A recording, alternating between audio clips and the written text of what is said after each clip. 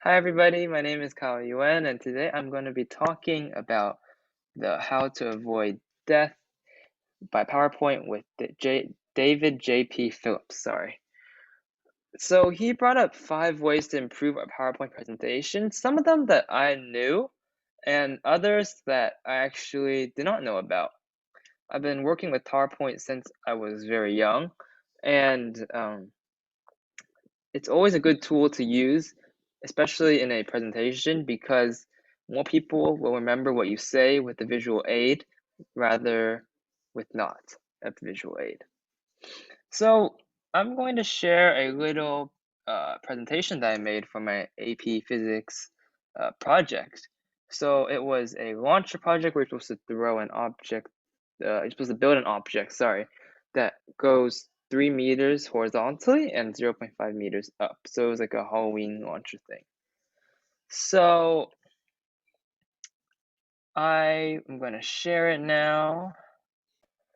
All right, so this is going to be my presentation, and what most people think of when they see how many slides I put in, 20, they're like, wow, how are you going to fit that into a 3-minute presentation?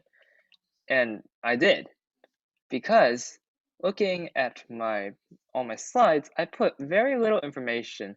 And when it came to like hard topics such as building a theoretical calculation for my launcher, I split up all of the work into multiple tabs here, as you can see. I copied some equations over and over, and I put in new stuff, and then I worked out all the new stuff, and it took about 4 slides. Most people will put that into 1 slide, which I thought was berserk, and I guess, as the TED Talk said, the quantity of slides does not matter. It wasn't the issue in the first place. It was how much stuff they put into a single slide that matters. All right, so also having photos or having a little bit of extra stuff helped me get people's attention. So one thing I did was to use design ideas by PowerPoint. If you have PowerPoint, it's a little option over here once you press home. Once you click that, hopefully you can see it. It tries to generate ideas into a slide. So, like this one. Originally, I had something very similar to this, launch a project by my name and the period and everything. But what PowerPoint did was it gave me a couple of ideas, and they made me a couple of options to choose from here that I could have chose.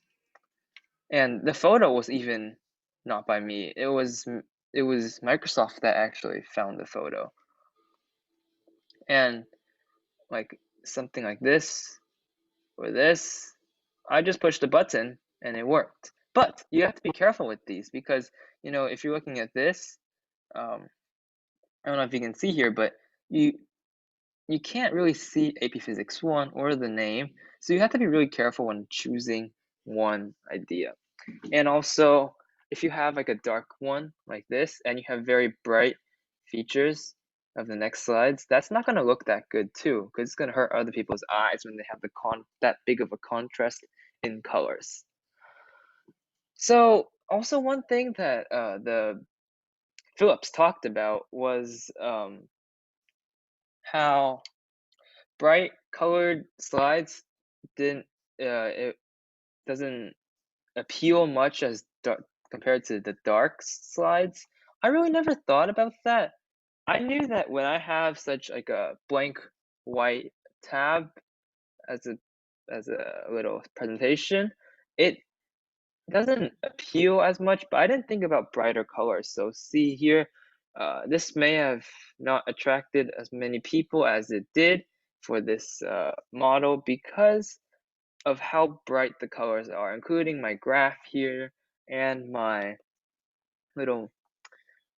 background around it. So that's something that I learned when I made this when I watched this video, and I hope that many of you also learned a lot about how to improve your PowerPoint techniques by watching this video.